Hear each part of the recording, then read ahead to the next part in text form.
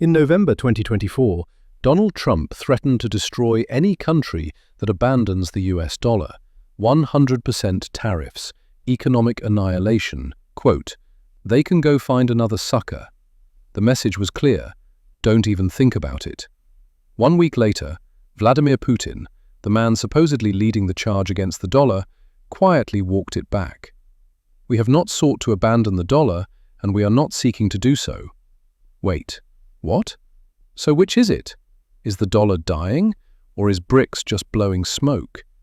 The answer is stranger than either side admits, because the man who invented BRICS, who coined the term back in 2001, now calls their currency plans ridiculous and embarrassing. But the movement he accidentally created now controls 41% of global GDP, half the world's population, and 44% of its oil. So either he's wrong, or they are.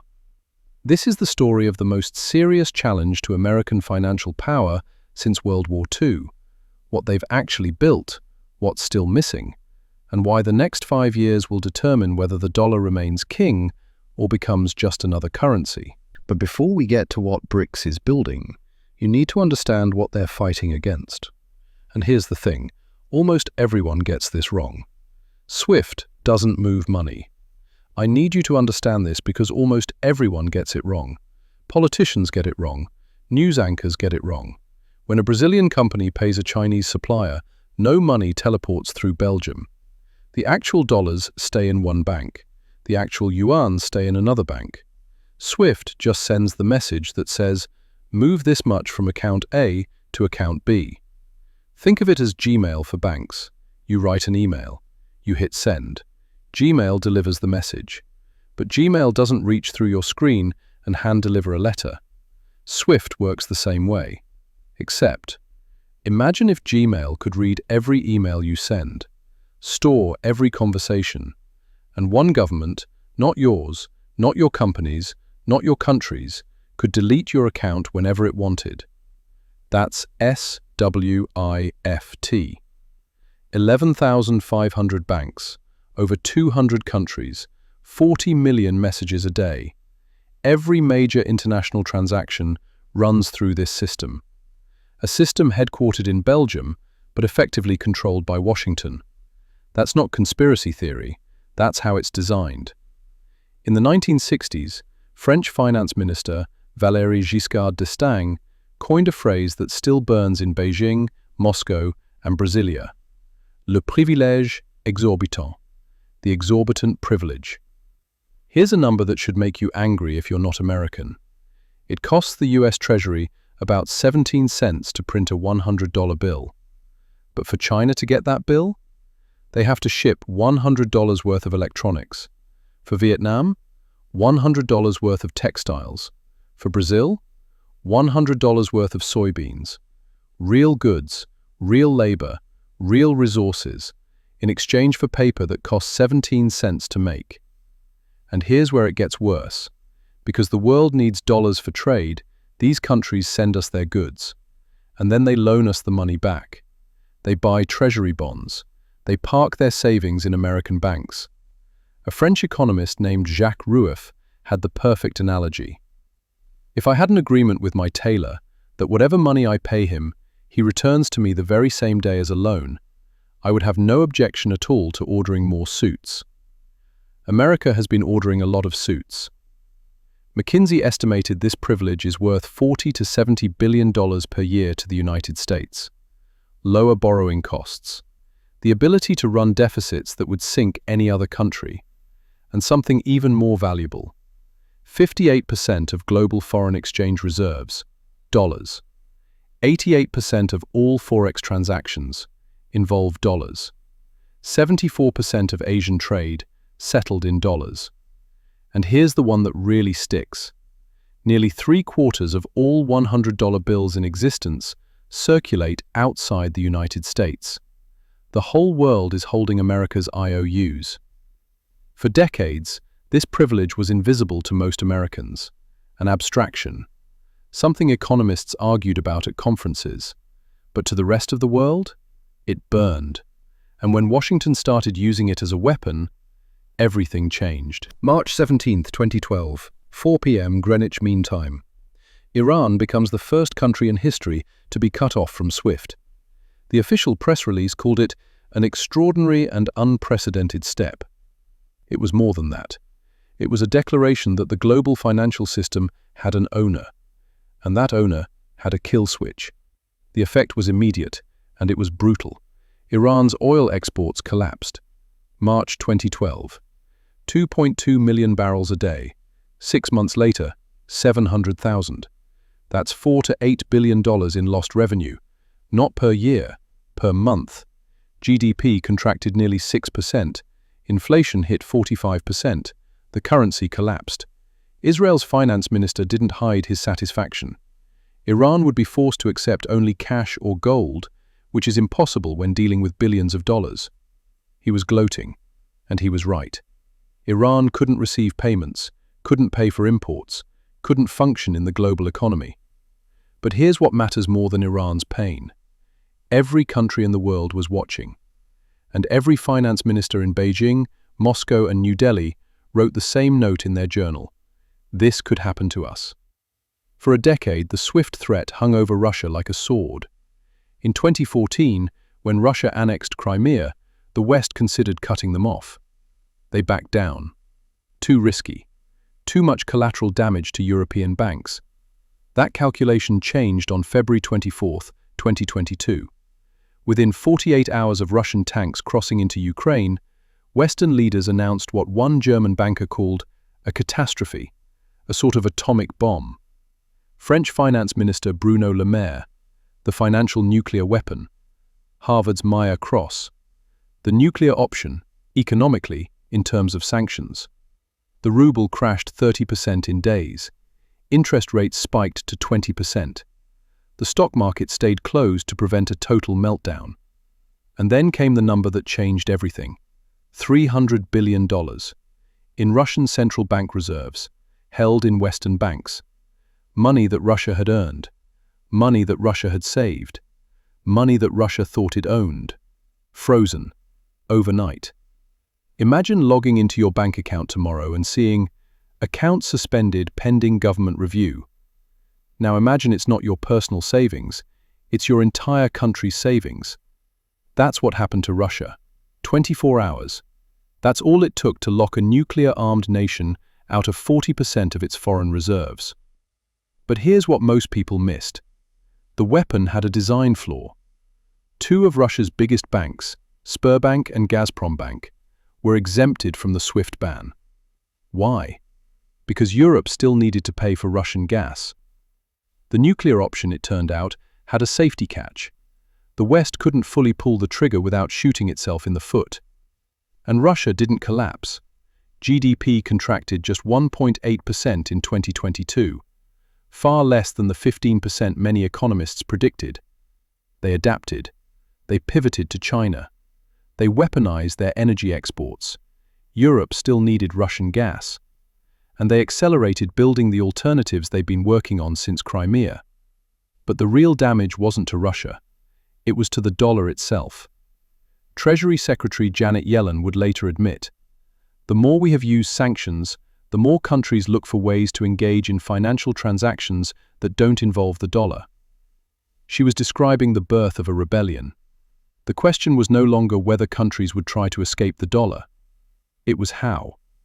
And the alliance they formed to do it has a problem nobody talks about. In 2001, a Goldman Sachs economist named Jim O'Neill published a paper. He wasn't trying to start a revolution, he was looking for emerging markets with investment potential. He combined Brazil, Russia, India, and China into an acronym, BRIC. It was an analyst's shorthand, nothing more. He had no idea he was naming a movement that would challenge American hegemony. 2 decades later, BRIC became BRICS, adding South Africa. And in January 2024, the bloc expanded again. Iran, the UAE, Egypt, Ethiopia. Each addition tells you something about the strategy. Iran brings sanctions-dodging experience and oil.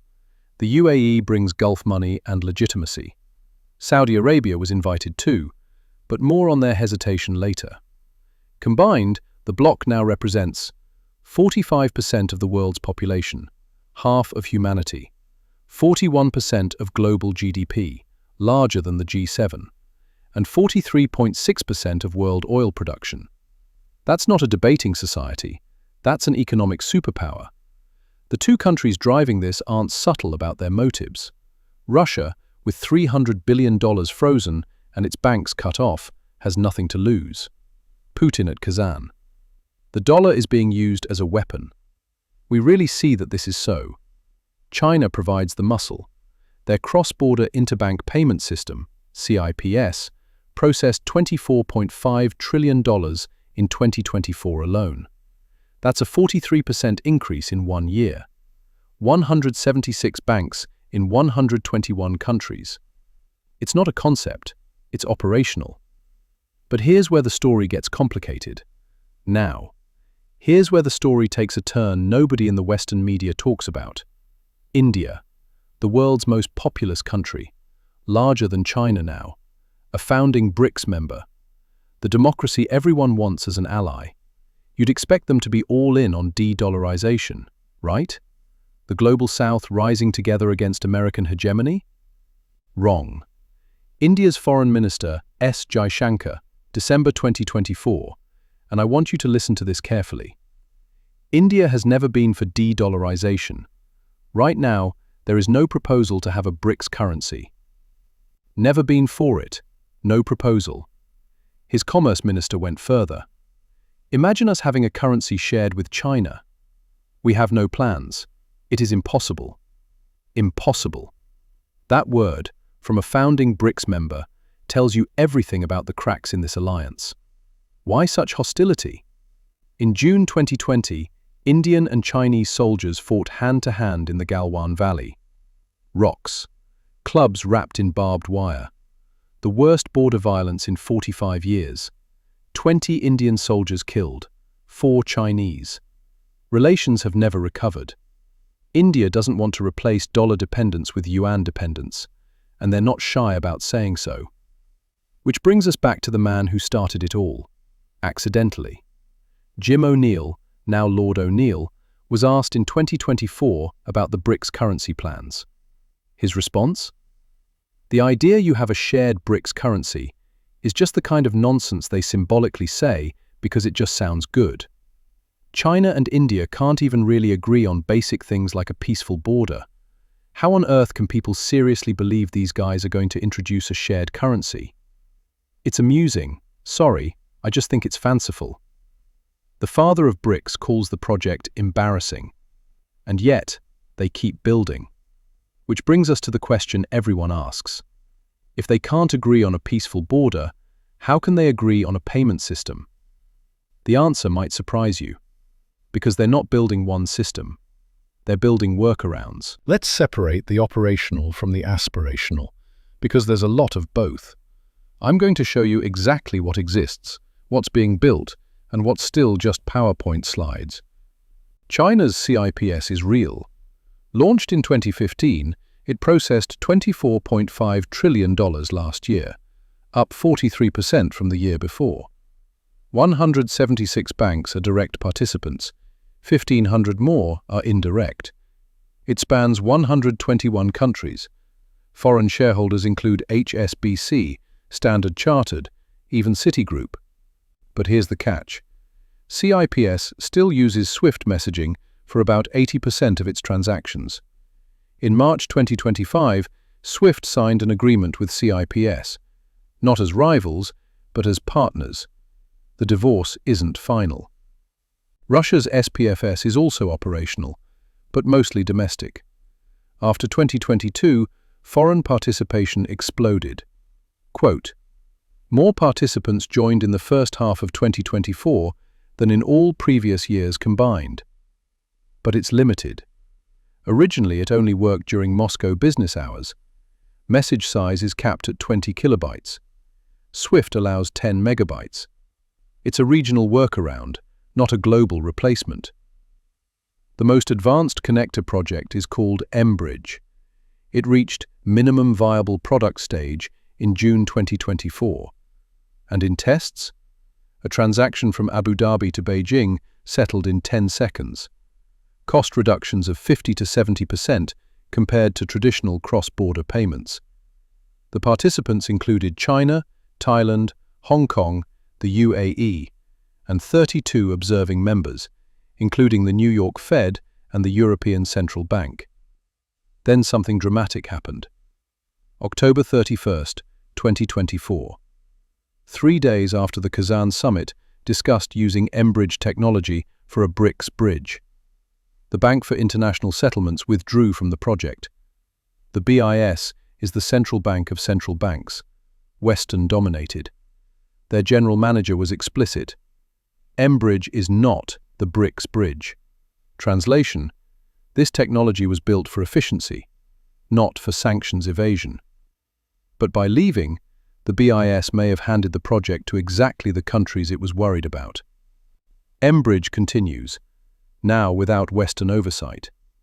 At the Kazan summit, attendees received something unusual: BRICS pay cards, preloaded with 500 rubles, about $5, usable via QR codes for coffee and souvenirs. It was a demonstration, not a deployment. The underlying system, a blockchain-based network developed at St. Petersburg State University, can theoretically process 20,000 messages per second. But it's not operational for cross-border wholesale transactions. The original 2026 launch target? Pushed to 2030. If you're enjoying this cheerful breakdown of global financial restructuring, do me a favor and destroy that like button. Now, back to the money. Here's what's actually working. Bilateral deals. Russia-China trade in local currencies, 2% before 2022. Today, 99.1%. Let that number sink in. That's nearly $250 billion in bilateral trade. $244.8 billion. And almost none of it, touches the US dollar. They didn't ask permission. They didn't announce a grand strategy. They just did it. Russia-India, over 90% in rubles and rupees. Trade quintupled, from $13 billion to $68 billion in 4 years. China-Brazil, 41% of first quarter 2025 trade settled in yuan, up from almost nothing in 2022. They haven't replaced SWIFT, but they've built workarounds, and those workarounds are growing. So BRICS has built something. Workarounds, if not a unified system. Bilateral deals, if not a new currency. Washington noticed, and the response might have made things worse. November 30th, 2024. Truth Social.